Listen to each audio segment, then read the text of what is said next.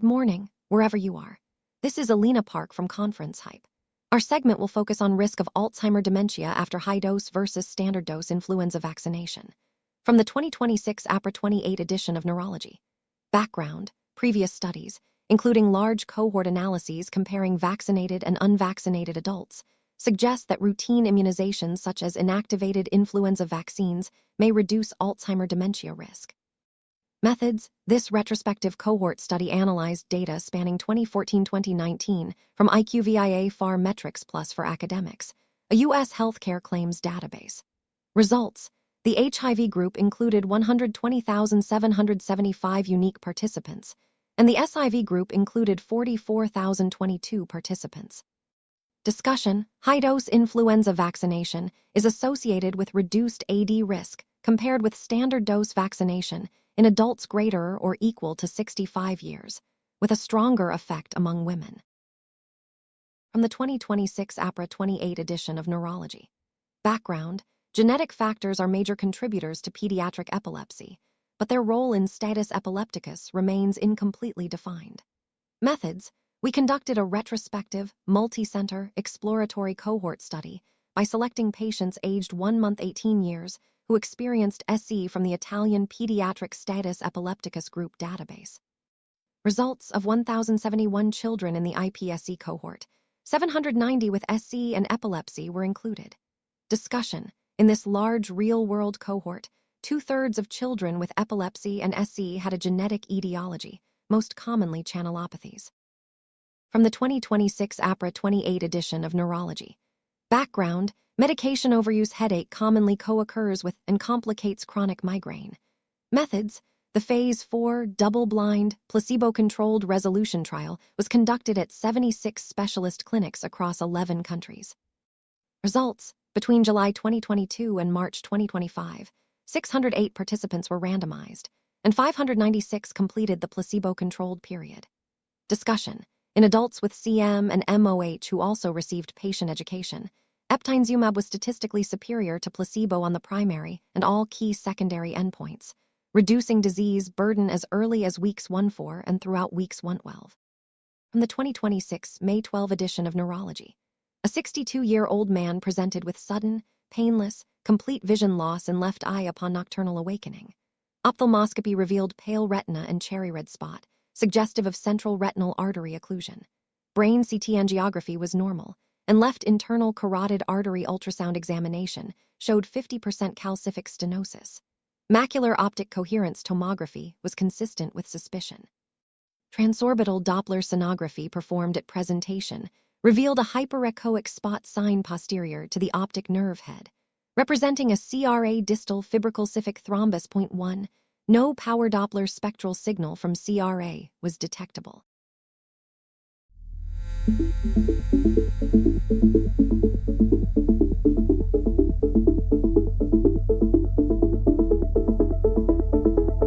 This is ConferenceHype. Stay with us, coverage continues.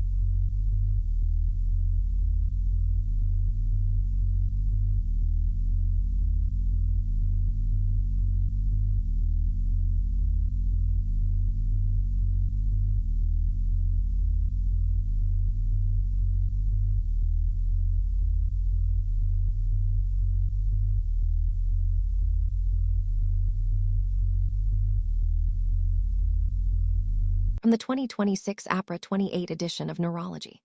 Background: the differential diagnosis between aquaporin 4-immunoglobulin G-positive neuromyelitis optica spectrum disorder, myelin oligodendrocyte glycoprotein antibody-associated disease, and multiple sclerosis can be complex. Methods: we conducted a retrospective case control study involving 18 French centers through our national NOMADMUS database.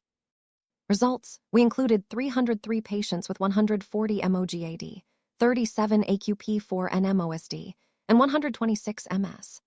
Discussion: KFLC index is a valuable tool in distinguishing MS from AQP4 NMOSD and MOGAD, and provides additional information to that given by OCB. From the 2026 APRA 28 edition of Neurology. Background: women's health advice in people living with idiopathic intracranial hypertension is inconsistent, primarily due to an enduring concern that hormonal contraception, including oral contraceptive pills and hormonal intrauterine devices, might be associated with a higher prevalence of IIH. Methods: systematic searches of Ovid MEDLINE, EMBUS, and the Cochrane Library were conducted from their inception to May 14, 2025.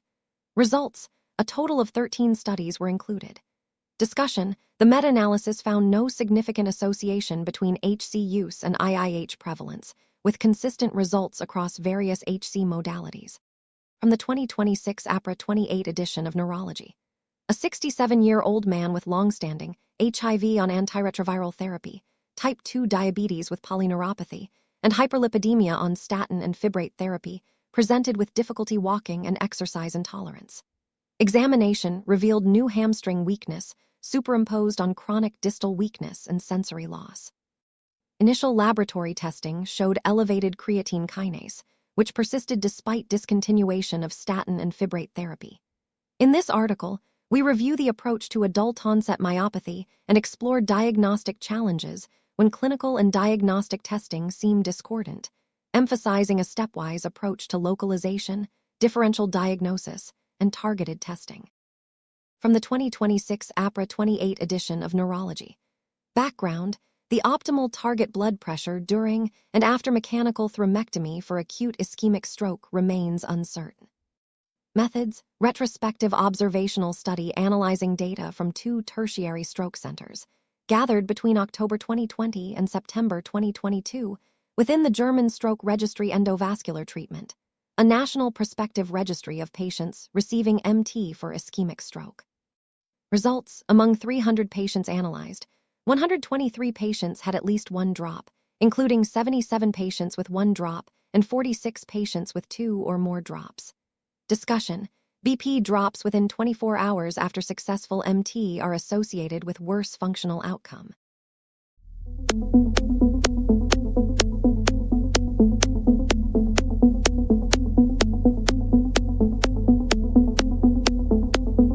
This is ConferenceHype. Stay with us, coverage continues.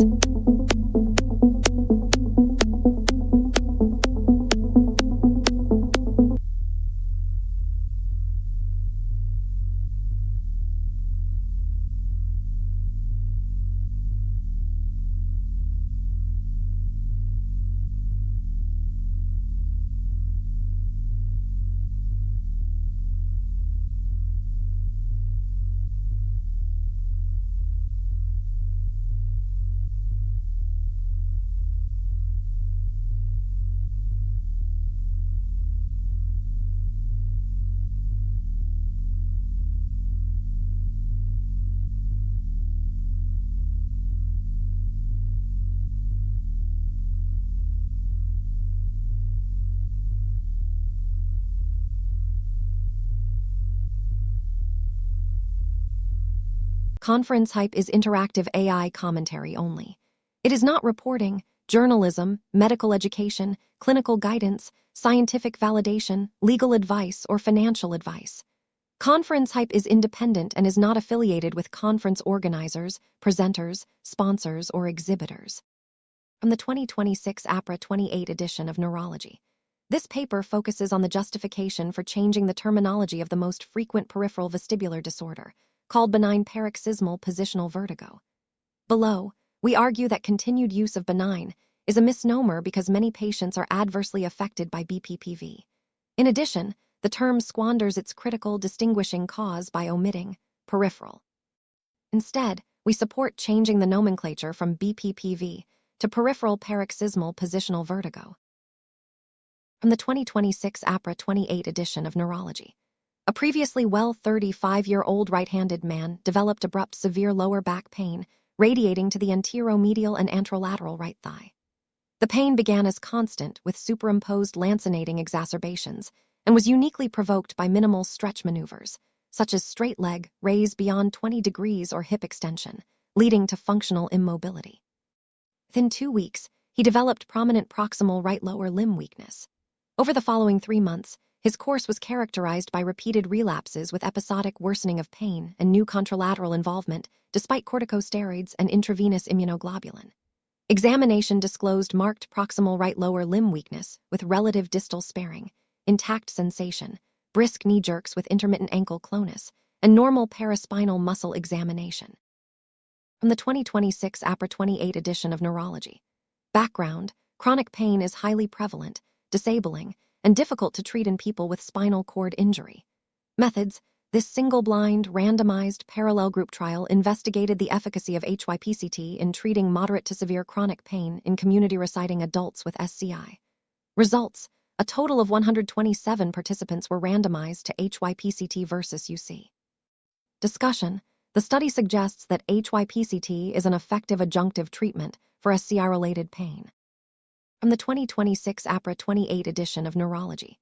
The diagnostic evaluation of progressive, multifocal sensory neuropathy can be challenging and prone to misdirection without a broad differential diagnosis and a careful clinical history.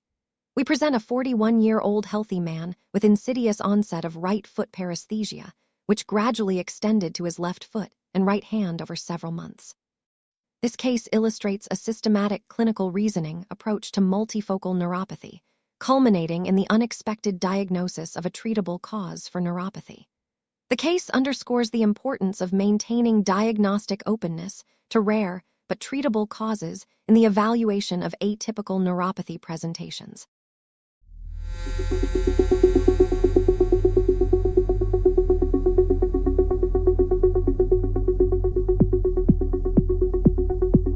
This is ConferenceHype. Stay with us, coverage continues.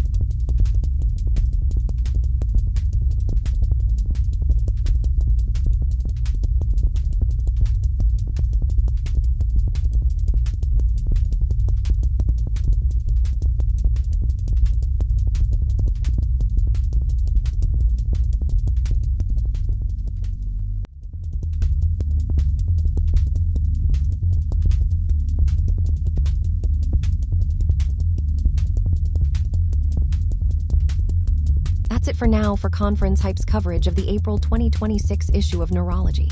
If anything was missed, tell us which article deserves follow-up. Tag us on X.